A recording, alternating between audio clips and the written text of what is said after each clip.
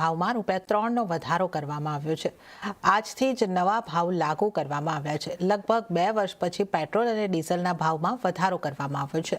તો આ સિવાય મહાનગર ગેસે 14મી મેના રોજ મુંબઈમાં સીએનજીના ભાવમાં ₹2 પ્રતિ કિલોનો વધારો કર્યો છે, જ્યારે ઇન્દ્રપ્રસ્થ ગેસે આજે દિલ્હીમાં સીએનજીના ભાવમાં ₹2 પ્રતિ કિલોનો વધારો કર્યો છે।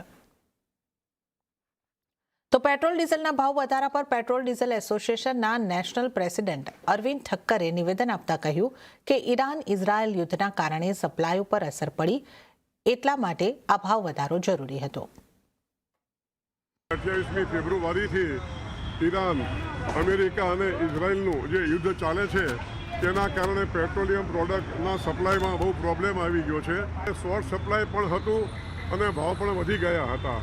તેમ છતાંય ભારત સરકારે ગ્રાહકોને ચિંતાના કારણે હજી સુધી ભાવ ન વધાર્યા અને રોજનું લગભગ 2000 કરોડ કે 2500 કરોડનું નુકસાન પેટ્રોલ, ડીઝલ અને એલપીજી ગેસ માટે રોજનું સહન કર્યું છે। પરંતુ હવે આરબીઆઈ અથવા જે મોટી મોટી સંસ્થાઓએ વિનંતી કરી કે હવે આ ભાવ વધારો જે છે, આ જે અત્યારે નુકસાન જાય છે, એ જો ભાવ વધારો નહીં કરીએ તો આપણા ભારત દેશને મોટું નુકસાન જશે। માટે આજે 15મી તારીખથી અમલમાં આવે એ રીતે પેટ્રોલ અને ડીઝલ બંનેમાં લગભગ ₹3.3નો વધારો કરવામાં આવ્યો છે। તો પેટ્રોલ ડીઝલના ભાવમાં તોતિંગ વધારા પર અમદાવાદના વાહન ચાલકોની શું પ્રતિક્રિયા આવી છે, આવો જોઈએ। બજેટ ઉપર એમ તો જોવા જઈએ તો થોડીક મુશ્કેલી થશે। જે પેલું આપણે જે કમાતા હોય એના અંદરથી થોડુંક વધારો ઘટાડો થશે, બહુ બધી રીતે અસર કરશે। પછી ચીજ વસ્તુઓ બી બહુ બધી મોંઘી થશે અને આપણને મતલબ ડેલી લાઈફમાં બહુ બધું પ્રોબ્લેમ જોવા તો મળશે જ। અમે એવું માનીએ કે દેશને સપોર્ટ કરવો છે, દેશને સપોર્ટ કરવો જોઈએ।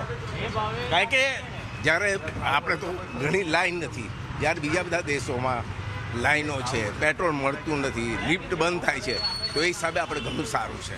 અને ભાવ વધારો કઈ ચીજમાં નથી, શા માટે આપણે પેટ્રોલ માટે રડીએ છીએ? બીજાનો ભાવ વધારો થયો છે, પગારો વધ્યા છે, લેબર ચાર્જ વધ્યા, ત્યાં આપણે કોઈ બૂમ નથી પાડતા, પેટ્રોલ વધે એટલે બૂમ પાડવાની કરીએ છીએ। કંઈ નહીં, જે બી કર્યું બરોબર જ કર્યું છે। એમના જોડે નહીં હોય એના માટે જ ભાવ વધારે, બાકી અત્યાર સુધી તો કોઈ ભાવ વધારો થયો નહોતો। લોકોના બજેટ ઉપર કોઈ અસર પડશે? બજેટ ઉપર અસર તો પડશે જ। એટલું બધું કંઈ ખાસ નહીં, બધી વસ્તુ વધી રહી છે એટલે મને લાગે છે લોકોના પગાર ધોરણ પર રીતે વધશે જ।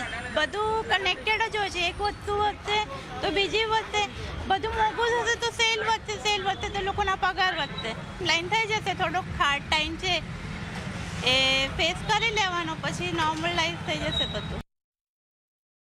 હાલની તકે જોવા જાવ તો આખા વર્લ્ડમાં બધે વધારો કર્યો સિવાય ઇન્ડિયા, એટલે આપણા માટે ગર્વની વાત છે કે આપણી સરકારે આપણને અત્યાર સુધી તો માહિત રાખેલા છે।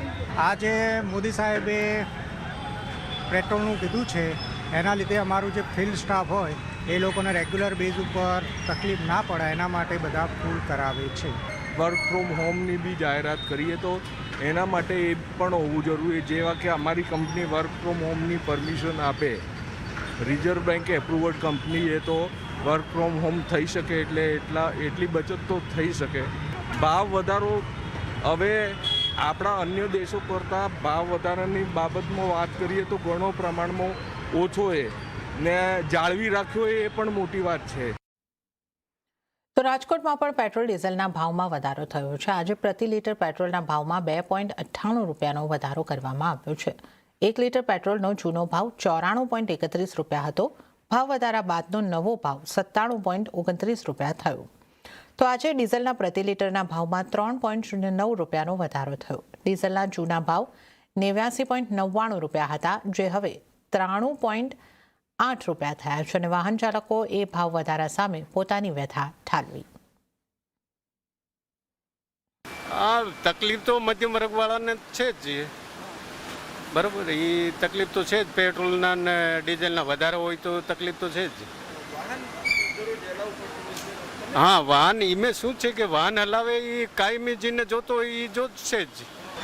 માણસોને બહુ અત્યારે મોંઘવારી એક તો એક બાજુ હોય અને અત્યારે પાછો આનો માર પડી રહ્યો છે એટલે માણસોને બહુ તકલીફ પડશે. અત્યારે બધોય ભાવમાં બહુ વધારો છે. પેટ્રોલના ભાવ અત્યારે 3.5 રૂપિયા વધી ગયા, ડીઝલના ભાવે વધી ગયા. હવે મધ્યમ વર્ગ આમાં ક્યાં જશે? બરાબર, અમારે શું કરવાનું? સરકાર હવે જોવે ને સામું મધ્યમ વર્ગની સામે તો સારું છે. લોકોને સર પહેલી વસ્તુ તો એ છે, ભાવ સાંભળીને અત્યારે તો એ લાઈનો લાગી જ છે. એ હજી લોકોને એવું જ થાય છે કે હજી ભાવ વધશે એવું માનવામાં આવે છે. ત્યારે જ પ્રધાનમંત્રી નરેન્દ્ર મોદીની અપીલને નેતાઓએ આવકારી છે અને ત્યારે નાયબ મુખ્યમંત્રી હર્ષ સંઘવીએ જાહેરાત કરી છે કે આવતીકાલથી 300 નવી બસો દોડાવવામાં આવશે અને મંત્રીઓને પણ વર્ચ્યુઅલ મીટિંગ કરવા સૂચના અપાઈ છે.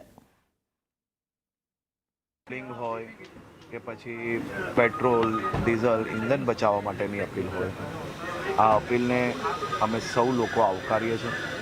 જ્યારે દેશના સામાન્ય નાગરિકો આ અભિયાનમાં જોડાઈ ચૂક્યા હોય ત્યારે અમારી બી સૌની એક ખૂબ મહત્ત્વની ફરજ છે. તો આજે અમારા સાથી મંત્રીઓ જોડે કાર પુલિંગનો બી એક અભિયાનને આગળ વધારવા માટે અને સાથે સાથે સંપૂર્ણ સુરક્ષાના વિષયો જ્યાર સુધી ધ્યાનમાં રાખીને એના સિવાયનું વધારાની જે કોઈ વ્યવસ્થાઓ છે એને મુક્ત કરવામાં આવી છે અને વધુ ગાડીઓનો કાફલો અને એ બધી જ વસ્તુઓને મુક્ત કરવામાં આવી છે.